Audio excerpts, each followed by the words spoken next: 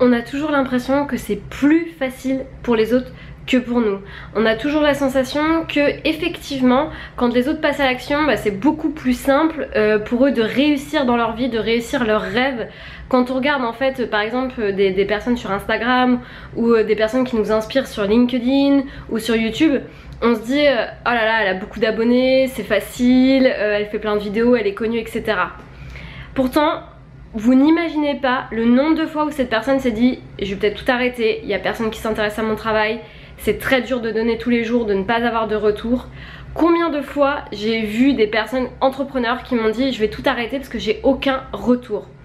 C'est une idée, je veux dire, préconçue de croire que la réussite est facile. C'est vraiment un peu une idée un peu préconçue parce que effectivement il faut donner, il faut avoir envie, il faut être aussi passionné pour avoir envie de donner, etc. et de ne pas s'arrêter à la première chose effectivement qui pourrait nous freiner dans notre développement.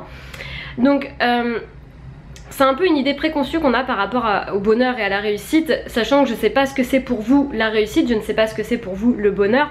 Peut-être que pour vous le bonheur c'est d'être en famille, peut-être que pour vous le bonheur, je ne sais pas, c'est de regarder un film le soir avec vos enfants, c'est de partager des moments de qualité, de cuisiner aussi, de faire du sport. Donc c'est quoi pour vous le bonheur? Et la réussite ça peut être aussi d'avoir concrétisé, de réussir à avoir une famille, ça peut être également d'avoir lâché son job et de vivre pleinement ses rêves, de se dire je me suis reconvertie et j'en vis enfin. Donc pour les personnes qui se disent que l'entrepreneuriat ce n'est pas pour elles, que de vivre d'un métier aujourd'hui qui n'est pas reconnu par l'État, de se dire que ça va être compliqué et difficile, oui bien sûr que ça va être compliqué et difficile, ça je vais pas vous le cacher, c'est pas ça ce qui est important, le plus important c'est qu'est-ce que vous allez donner et qu'est-ce que vous allez retenir de cette expérience, qu'est-ce que vous avez envie d'offrir aux gens. Il y a aujourd'hui beaucoup de personnes qui ne vivent pas leurs rêves et j'insiste sur ça parce que j'accompagne des personnes sur ça en coaching qui me disent qu'elles, au début elles sont passées en fait à côté de leurs rêves à 20, 23, 25, 26, peu importe l'âge, et en fait c'est revenu au galop.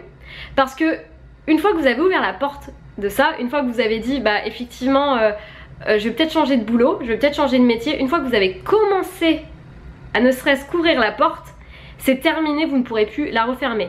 Si vous la refermez, vous la réprimez à jamais. Et alors effectivement là je vais parler en termes de naturopathie, mais c'est ce qu'on veut surtout pas. Que vous réprimiez des symptômes, que vous réprimez, quand je dis réprimer c'est rentrer, hein, c'est-à-dire supprimer par des crèmes ou autre chose, par des compléments ou par des médicaments. Que vous réprimiez aussi vos émotions. Si vous exprimez pas votre colère, si vous exprimez pas votre tristesse, que vous n'arrivez pas à vous réaligner avec vous-même, que vous n'êtes pas heureux dans votre situation actuelle, alors il est important de se réaligner et de vous questionner, de vous dire c'est quoi qui me rend heureux? C'est quoi qui me met en joie? Pourquoi je me lève le matin? Qu'est-ce qui me surexcite dans la vie? Qu'est-ce que j'ai envie de vivre au quotidien?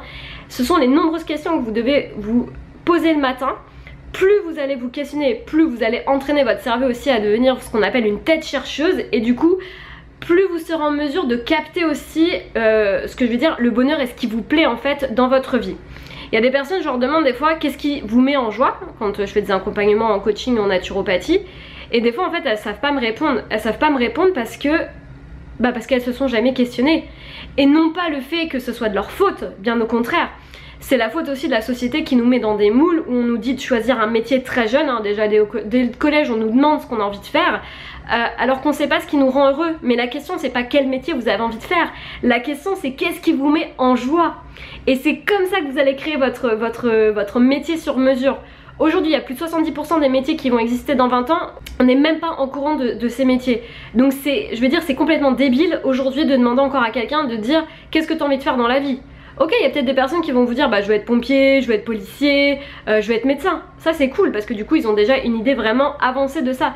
Mais par contre pour toutes les personnes qui se cherchent, qui vont vous savez dans les classes préparatoires, qui savent vraiment pas et qui finalement se reconvertissent, bah en fait la première question que j'ai envie de vous poser c'est à quoi avez-vous envie de contribuer?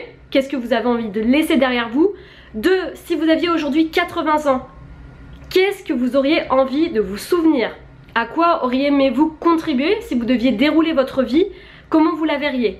Qu'est-ce que vous imaginez? Quelles sont les personnes que vous avez fréquentées? Quelles sont les choses que vous avez laissées? Qu'est-ce qui vous a inspiré dans votre vie? 3. qu'est-ce qui vous met en joie quotidiennement?